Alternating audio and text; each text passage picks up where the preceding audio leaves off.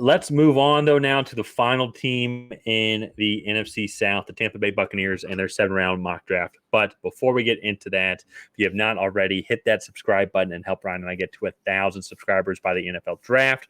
We are just over 400 away, so it's the easiest way to help out the channel and to help us, I guess, kind of create more content for you guys. And hit that bell notification so you can see when we do release new content. And Ryan, let's get into it. Let's do it. Tampa Bay Buccaneers, I think it's almost for certain now that they're going in a rebuild for sure. I know we talked about the Saints and the Panthers, kind of a weird pseudo rebuild, even though the Panthers might actually be more an official rebuild than that, but the Saints for sure.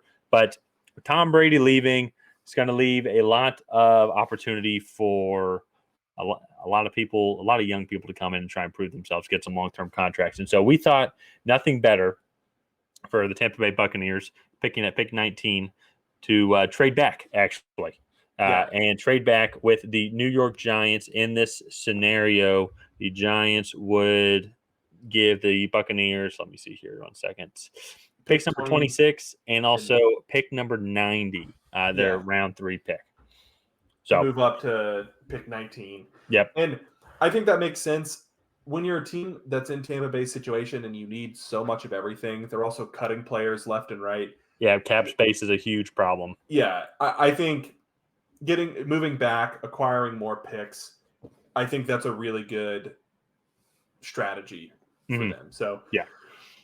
So picking here at pick number 26, and just want to make a quick comment here. I know it's pick 26. The system that we used, they counted all forfeited picks as a pick. So as an example, Miami picked 21, then Los Angeles Chargers picked 22. So if all picks are off 1 or 2, that is why. So at pick number 26, the Tampa Bay Buccaneers picked Brian Breesy. I like this pick.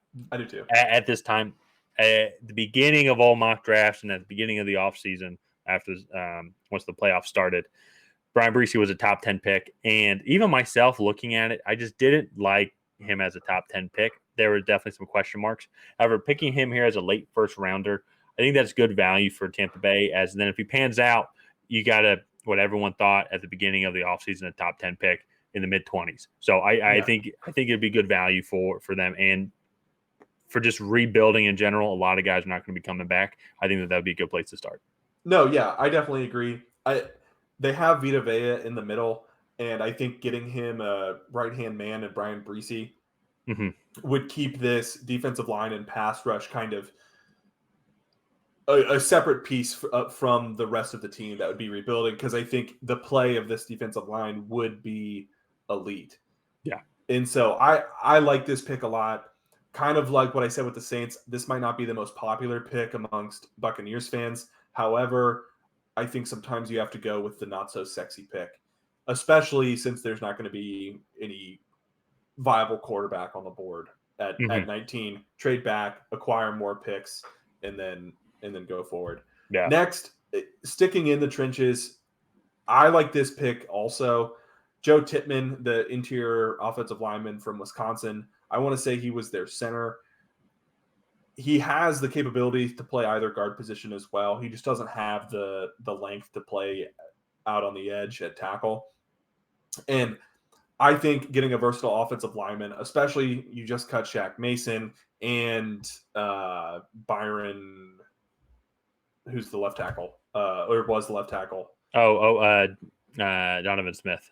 Donovan Smith. Yeah.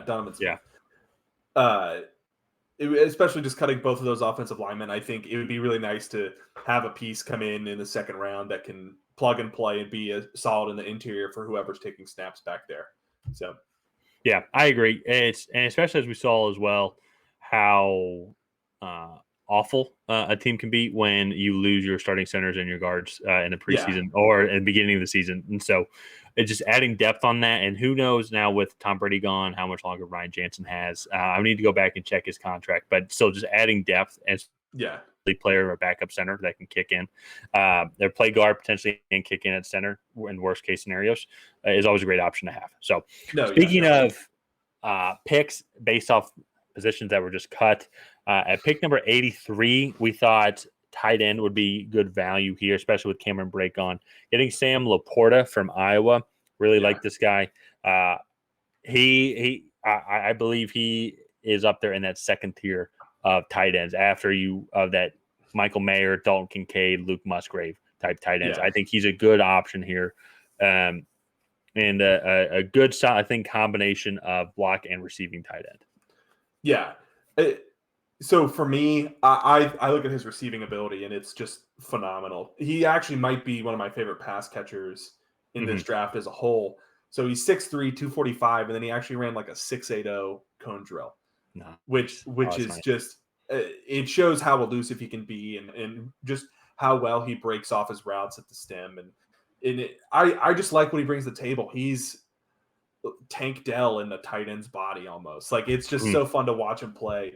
And I think he would be a great move tight end for them. He can play in line. It's not necessarily what he does best, but he can play in line. Yeah. So I like it. I think that would be a very solid piece for a rebuilding team.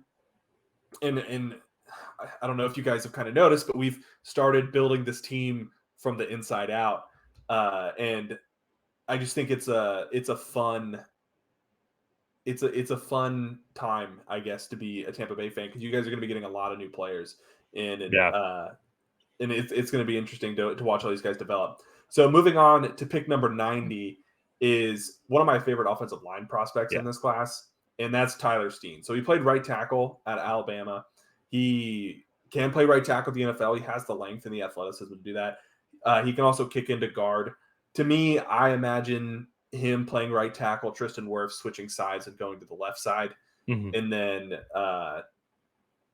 Joe Tittman would be the right guard. So that, for me, I think is just a really solid pick. Getting a really versatile offensive lineman is great. So yeah.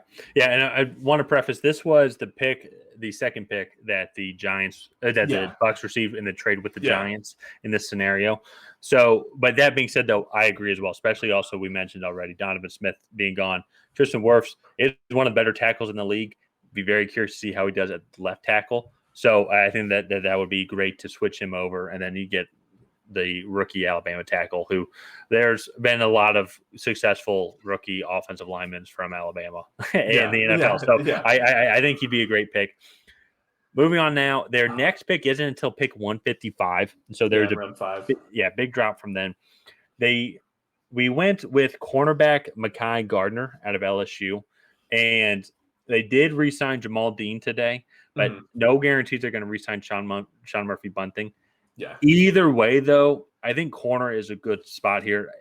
Just good, solid developmental piece. I think that if it pans out, can be an every down starter for the Tampa Bay Buccaneers.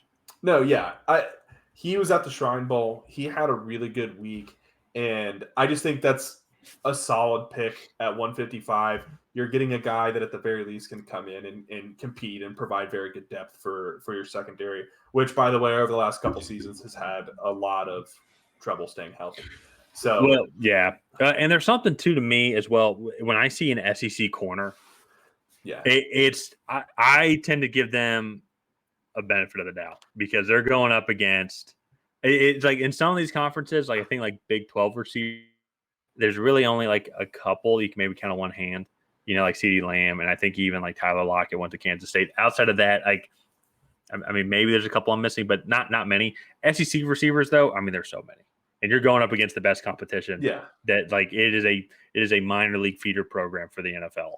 It seems like. So no, it is. Yeah, I think getting him there is going to be great value, especially in a division right now whose best receivers, like there's really only two top receivers in like Chris Olave and then Drake London.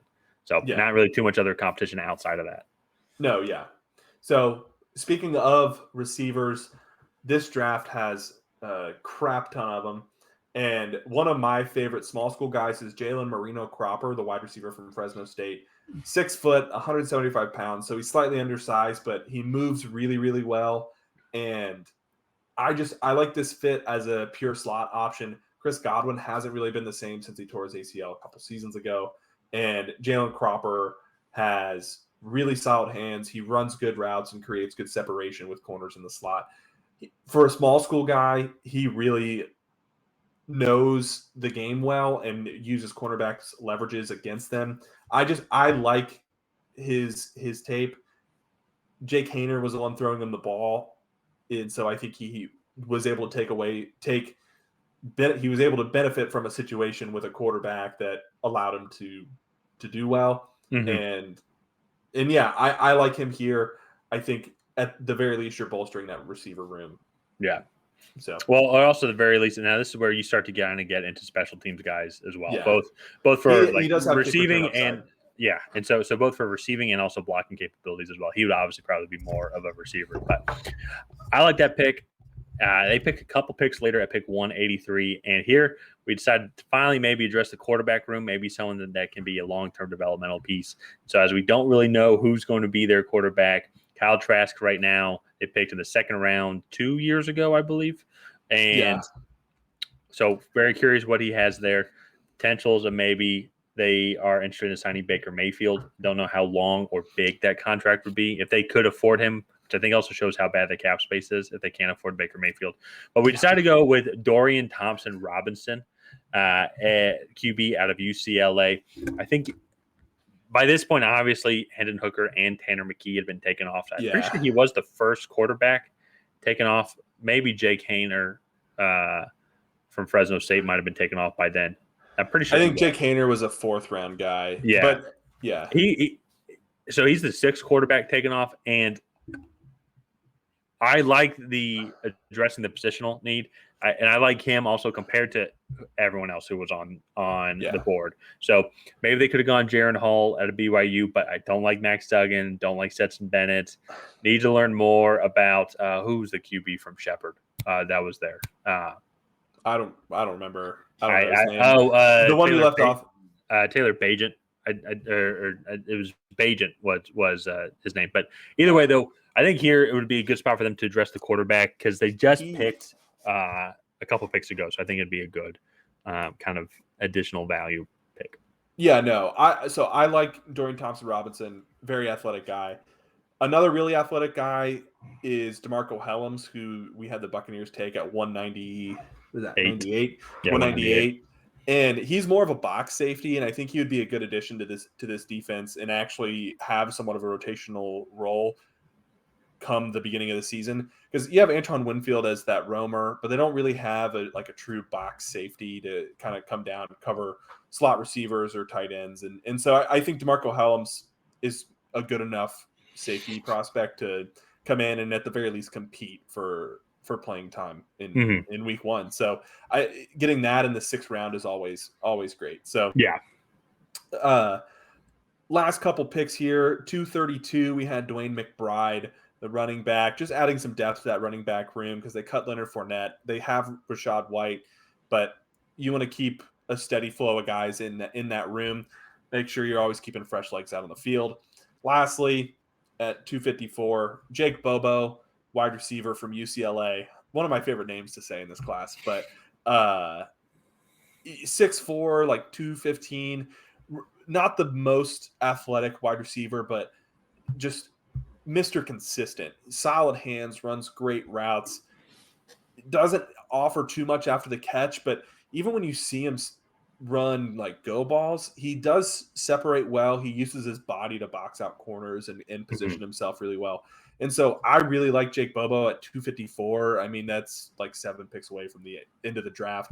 And so I think to get a guy that can come in and, I mean, shoot, at the very least, throw 20 balls just up in the air to him, and 6'4", 215, maybe he'll catch 10. And there you go. Maybe. So yeah, I also like his special teams capabilities, being able to block and then tackle on kick coverage. So I like this draft a lot. We kind of went from the inside out on both sides of the ball, and I think if you're gonna rebuild, I think that's the way to do it. Go inside out. So yeah, and maybe a couple of these skill position guys later in the draft can pan out. Yeah. But I agree with you. I think I really like some of the early round picks to immediately address positional needs and also can grow to solidify pieces in the long term. Yeah, no, I think it's a great draft for the Buccaneers if they do something similar to this. So I think we're going to wrap them up there. If you guys have not already, please go ahead and like and subscribe and smash that bell so you can get a notification every time Tyler and I post new content. And other than that, we will see you guys next time.